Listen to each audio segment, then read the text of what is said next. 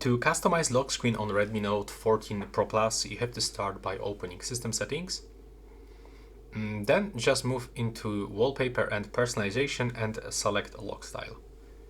So as you can see right here, we can actually find different wallpapers, different clock styles, and if you want to get, like, for example, let's say this one or this one, you have to just pick this and click Customize.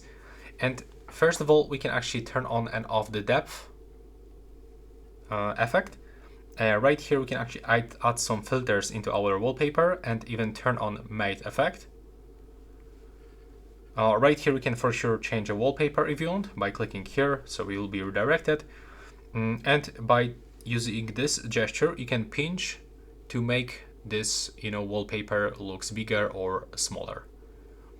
And now when you click right here on the clock style, you can change color of text. There we go. And right here you can even change the clock position. And when you click on this one, you can actually turn off this signature, or for example, you can change position of this signature.